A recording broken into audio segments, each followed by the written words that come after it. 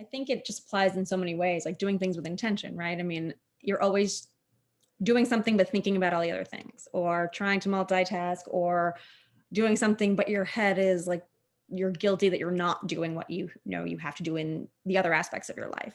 And so Yeah. being able to push that out, that's, I think, a struggle in so many ways, maybe more so for women. I'm not so sure. I think that might have to do with the fact that I think you say research shows that women carry the brunt of the mental load, and it's hard for us to push that out. Yeah. And so I'm curious if, I know Matt well enough to know that he's quite involved, Yes. but nonetheless, for scheduling, for just knowing every little detail. And I loved what you said, because we had kids at the same school. The last 6 weeks of school every year was the letter of the alphabet countdown, Yeah. right? So every single day you had to know what your kids should be wearing or dressing as, or what theme it was. And you had to make sure they had their stuff. And my husband was the same. He didn't know. I knew it by heart and so they're coming to you to say, what is it? Like, you have the same information I do. Yes, yes, yes. Yeah. And I think some of that is a little bit of training and like me being like, it is on a calendar and it is hanging up. And I was a little resentful for sure of the school I'm like, why are you making this so hard on me? For 26 days, I have to like remember to dress them in something or have them thematic. And I know it's like with the best of intention, but I think I actually at the time started seeing things on social media, a lot of like parents complaining about this, because it was like all these schools were doing these things. It just felt like it was like adding just an extra thing, because it ends up being a load carried by parents. And it's true. I think sort of the research shows that women do. It's funny. I did this survey for this book.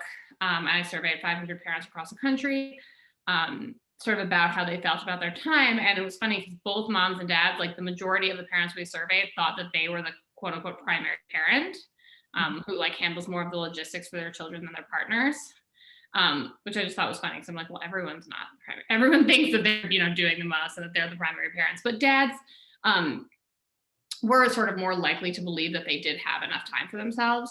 In terms of why they don't have more me time, moms blamed the demands of child rearing and dads blamed work. So it's sort of like no one feels like they have enough time for themselves. No one feels like they have enough time for their kids. Everyone feels pulled in a number of different directions, but sort of the reasons, the external factors we blame are a little bit different. But it's, Rachel, on that one, there's something I don't know if you've seen that new study that just came out like a week or two ago about an update on that and the increased demands during COVID. And if they feel that it's been split 50-50, and it's again like that, where like 70% of, I'm going to get the numbers wrong, but it's something around 70% of women feel that they're doing more than 50%, like 65% of men do. And so there's this huge overlap.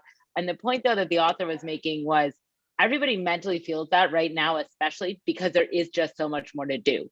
So men actually probably have stepped up and are doing more than they did. They're certainly stepping up and doing more than their dads did and the generations before that.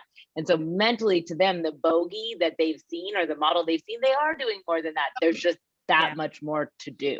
Yeah, absolutely. And it's true. I mean, parent and fathers today are doing, even before, COVID and before everyone was like a homeschool teacher on top of everything else, dads were stepping up and doing a lot more than the generation before them. So it's certainly, I never want to seem like I'm like, oh God, the dads, don't do anything. Because I think the research shows that fathers are doing more than they used to do. But it's unfortunately not equal yet across the board. And sort of the research shows that even kind of egalitarian households where before kids, the household kind of labor was split evenly, it does fall disproportionately on women after having kids, but certainly everything is moving in the right direction. And I think and I talked to a lot of dads, and I think there are some really kind of unique burdens on fathers too. I talked to some stay-at-home dads who were like, it is so hard to make friends, like parent friends at the playground. And this guy was like, I'm just like talking to the mom, but she's like, why are you talking to me, creepy guy? And he's like, I'm just like a dad trying to like socialize. And there's a lot of parent groups that are for stay-at-home mom groups. And he's like, I wanted to join. And they said the only way I could join this meetup was like if my wife came, but she works and she doesn't want to come with her one like free day a month. So there are, everyone is experiencing their own sort of unique burdens.